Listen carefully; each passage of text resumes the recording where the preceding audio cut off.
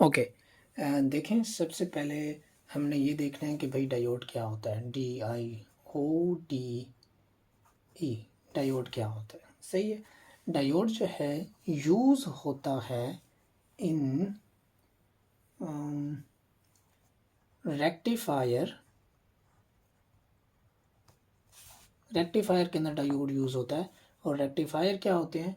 Rectifier होते हैं जो AC टू DC कन्वर्शन करते हैं, जो करंट को AC से DC में कन्वर्ट करते हैं ना, उसको कहते हैं रेक्टिफायर। और उन्हीं रेक्टिफायर्स के अंदर हम डायोड्स का यूज़ करते हैं। सही है जी। अच्छा, अब रेक्टिफायर डायोड होता क्या, अब इसको ज़रा हम लोग देख लेते हैं। सबसे पहले इसका सिंबल देखें तो डायोड का सिंबल हमारे पास होता है कुछ यूँ, ये आ गया हमारे पास डायोड। सही है। अच्छा जी। अब डायोड जो है वो काम क्या करता है और इसकी डेफिनेशन क्या है। Diode is a semiconductor device either made up of silicon और जर्मेनियम। डायोड क्या है हमारे पास? सेमी कंडक्टर डिवाइस है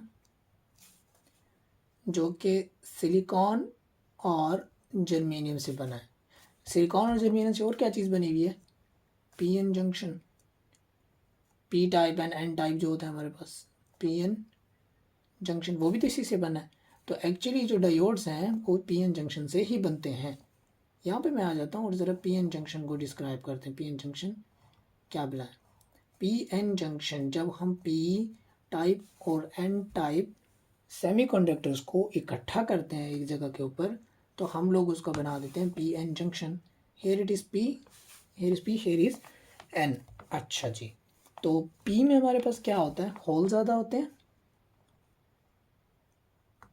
ठीक है। और एन में हमारे पास इलेक्ट्रॉन ज़्यादा होते हैं, ठीक है। और यहाँ पे हमारे पास कुछ बनता है प्लस माइनस एन प्लस। यहाँ पे हमारे पास कुछ बनते हैं डिप्लेशन लेयर। यहाँ पे जब हम पी और एन को नज़दीक करते हैं और यहाँ से इलेक्ट्रिक फील्ड्स आती हैं तो उसके प्रेशर की वजह से यहाँ डिप्लीशन लेयर बनती है। ये टॉपिक हमारा मेन नहीं है, इसको समझना है सिर्फ इसलिए कि डिप्लीशन लेयर क्या होती है ये बताना है। ये होती है हमारे पास डिप्लीशन लेयर। ओके, ये बन गया हमारे पास बीच वाली डिप्लीशन लेयर।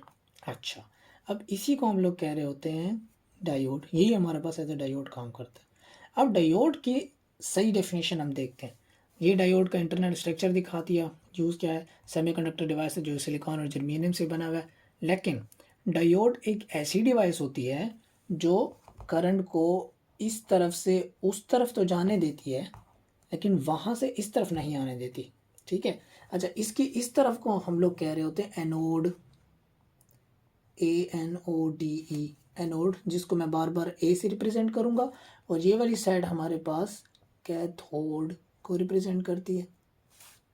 ओके, ये हमारे पास नेगेटिव वाली साइड है, ये पीएन जंक्शन को ही ले लें, ये वही चीज़ है एक्चुअली। और यहाँ पे हमारे पास पी। ओके, अब होता ये है कि जब हमारे पास ये एक इस तरह से, ये नेगेटिव और ये पॉजिटिव टर्मिनल के साथ लगा दिया, तो होता ये है कि यहाँ से करंट जा रहा होता है, बिल्कुल जा रहा है, और इस तरफ से हमारे पास करंट आ रहा है। तो एनोड से कैथोड की तरफ करंट आ रहा है। लेकिन अगर ये उल्टा हो जाए, यानी नेगेटिव इस तरफ आ जाए और पॉजिटिव इस तरफ चला जाए, या फिर हम एनोड इसको उल्टा कर दें, क्या नाम है हमारे पास, डायोड को, तो दोनों केसेस में एक ही तरह ही है। देखिए, अब यहाँ से इलेक्ट्रिक करंट आएगा ऐसे, ठीक है। लेकिन यहाँ पे हमारे पास डायोड लगा और डायोड इस तरफ लगा हुआ है, तो अब यहाँ से आगे करंट नहीं जाएगा। सही है। अब डायोड की मज़ीद हम थोड़ी सी तफसील देखते हैं। यहाँ से कुछ डायोड का हमें बेसिक स्ट्रक्चर समझ आया कि एनोड से कैथोड, यानी कि डायरेक्शन ऑफ जो करंट है ना उसको ये रोकता है। जैसे एक बटन काम कर रहा होता है ना, एक तरफ से करंट आता है, उसको बटन को बंद करें तो वो रुक जाता है। इसको अगर ऐसे करके लगाएंगे तो करंट जा रहा होगा, लेकिन अगर अपोजिट साइड से यानी उल्टा अगर इसको लगा दें फिर करंट को नहीं जाने देगा, रोक लेगा, ठीक है। तो ये मुँह जिस तरफ होगा, ये वाला स्लैश, ये रोकने का सिंबल समझ लें, इसको रोकता है। सही हो गया। अच्छा, अब इसमें देखें कि diode conducts current in one direction. It has ability to flow current from anode to cathode.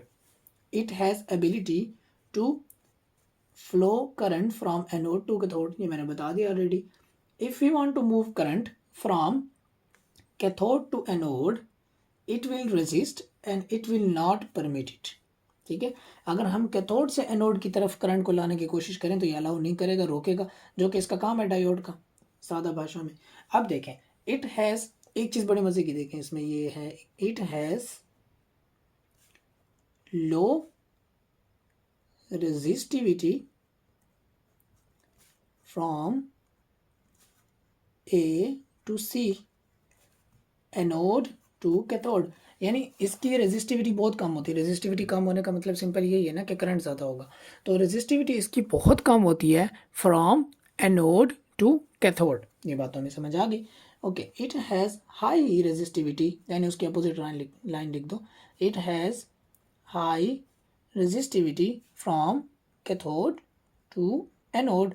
Simple अल्फाज में ये कि यहाँ से अगर उल्टा करके हमारे पास करंट आने की कोशिश करेगा तो वो रुक जाएगा, यानी कि इसकी हाई रेजिस्टिविटी है. रेजिस्टिविटी जब ज़्यादा होती है तो करंट नहीं पास होता, सादा भाषा में. अब देखो,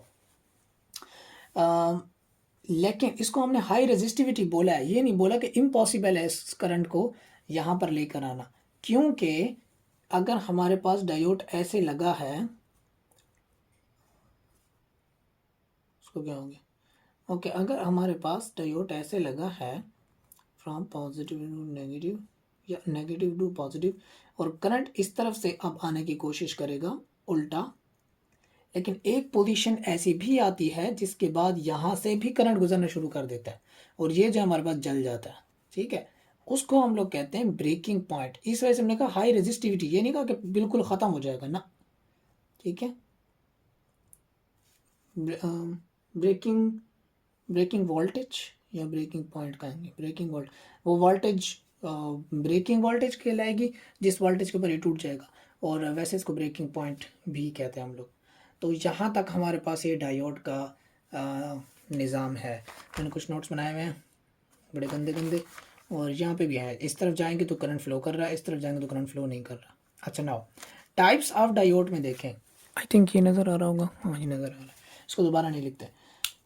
टाइप्स ऑफ डायोड में पहला तो है डायोड, दूसरा हमारे पास है जीनर डायोड, तीसरा हमारे पास शॉटकी डायोड, तीसरा हमारे पास एलईडी बल्ब, चौथा हमारे पास फोटो डायोड. ओके, ये वाला हमारे पास सिंपल है जी, ऐसे इस तरफ हम यूज़ करते हैं इलेक्ट्रिक सर्किट्स वगैरह के अंदर, और ये वाला इलेक्ट्रिकल की चीज़ों में कम, इलेक्ट्रॉनिक की चीज़ों में ज़्यादा इस्तेमाल होता है, जीनर वाला, इसलिए थोड़ा इसको मुश्किल है समझना. ये हमारे पास शॉटकी है, इसका मुझे पता नहीं कि काम क्या है. एलईडी वाला जो है, एलईडी वाला इस तरह है कि अगर यहाँ से, जो नॉर्मल हम एलईडी नहीं यूज़ करते, वो वाली चीज़ है.